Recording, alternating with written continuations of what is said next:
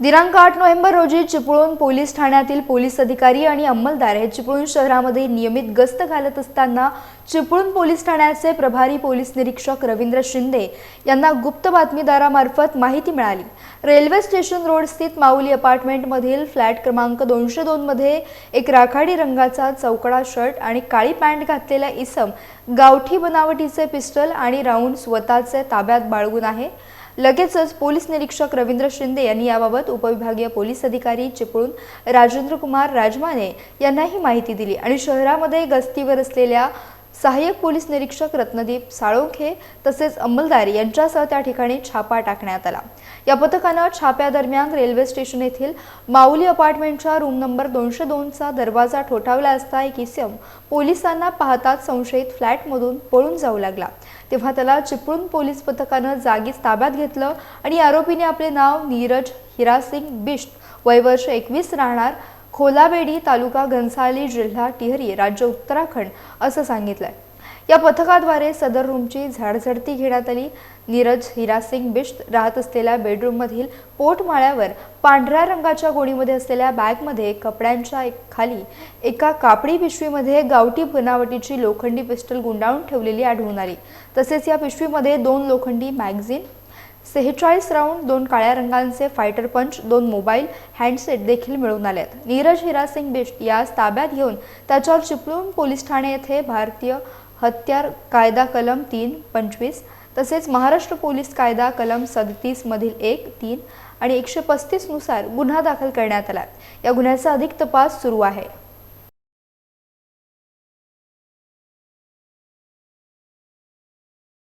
चिपळूण पोलिसांना मिळालेल्या एका गोपनीय माहितीच्या आधारे पोलिसांनी चिपळूण रेल्वे स्थानकाच्या परिसरात एक छापा घातला।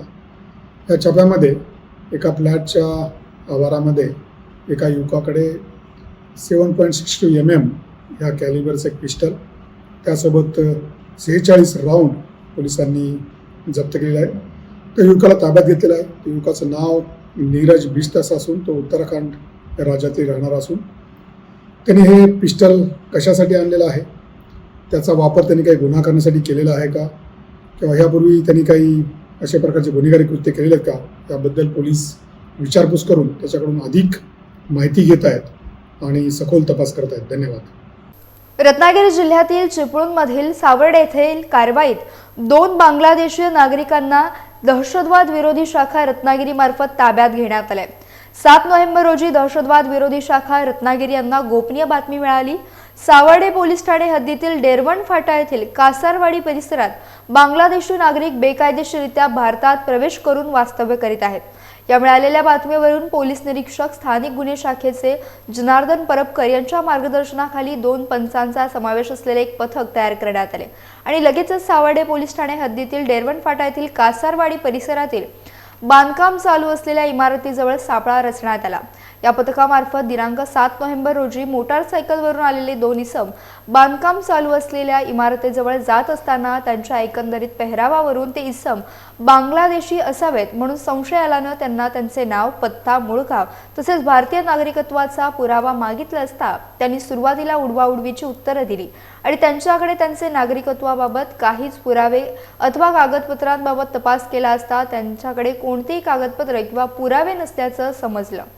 त्यांच्या बोलीभाषेवरून ते बांगलादेशी नागरिक असल्याबाबत खात्री झाल्यानं त्यांना अधिक चौकशी कामी ताब्यात घेण्यात आले। मुस्ताक शेख मोहम्मद, अतियार शेख मोहम्मद शाहीन गाझी अशी त्या इस्मांची नावं आहेत। तसेच सदर दोन्ही इस्मांच्या ताब्यातून 2 मोबाईल आणि 1 मोटारसायकल ताब्यात घेण्यात आली आहे आणि त्यांच्या विरोधात पात्रपर भारतात प्रवेश नियम 1950 चा नियम 3 सह 6 तसेच परकीय नागरिक कायदा 1946 चे कलम 14 प्रमाणे सावर्डे पोलीस ठाणे येथे गुन्हा दाखल करण्यात आला आहे।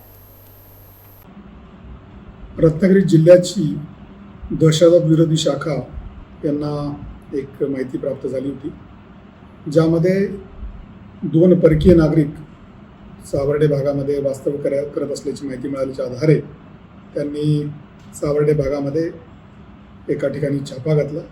त्या ठिकाणी त्या 2 व्यक्तींना ताब्यात घेऊन त्यांच्याकडे विचारपूस केली, तेव्हा त्यांच्याकडे कुठल्याही प्रकारचं भारतीय नागरिक असल्याबद्दलचे कुठलेही पुरावे त्यांच्याकडे आढळले नाहीत। सखोल विचारपूस करता प्राथमिक माहिती अशी प्राप्त झालेली आहे की दोन्ही नागरिक बांगलादेश या देशामधील असल्याची माहिती प्राप्त झाल्याने त्यांच्याविरुद्ध भारतीय नागरिक अधिनियम तसेच इतर विविध कलमान्वये आणि कायद्यान्वये त्यांच्याविरुद्ध गुन्हा दाखल केलेला आहे आणि त्यांच्याविरुद्ध कारवाई करण्यात आलेली आहे. त्यांच्याकडे अधिक चौकशी करून पुढील तपास चालू आहे. धन्यवाद.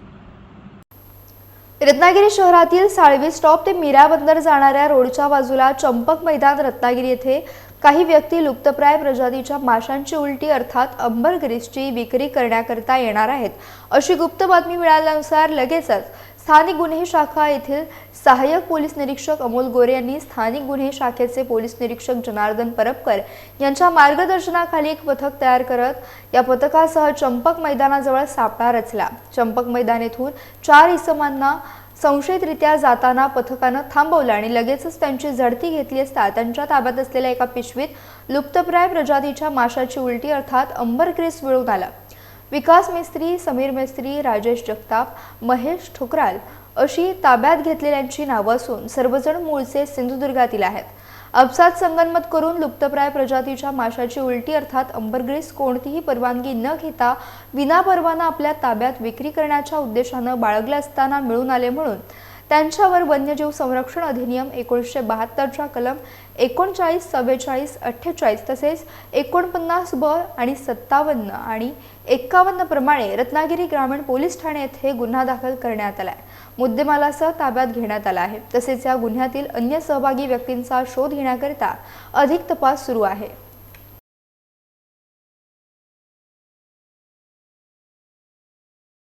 रत्नागिरी जिल्हा पोलीस दलाच्या स्थानिक गुन्हे शाखेला माहिती मिळाली की 4 इसम अंबरग्रिस नावाचा जो वन्यजीव संदर्भातला प्रतिबंधित पदार्थ आहे तो विक्रीसाठी घेऊन येत आहेत.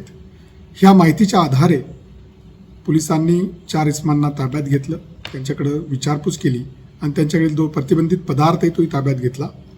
हे 4 इसम सिंधूर जिल्ह्यामधील राहणारे असून त्यांच्याकडे अधिक विचारपूस चालू आहे. या संदर्भात पोलिसांनी भारतीय वन्यजीव संरक्षण अधिनियम या कायद्याच्या कलमान्वये गुन्हा दाखल करण्यात आलेला आहे. पोलीस त्यांच्याकडनं अधिक माहिती प्राप्त करत आहेत, सखोल अशा प्रकारची तपासणी करत आहेत.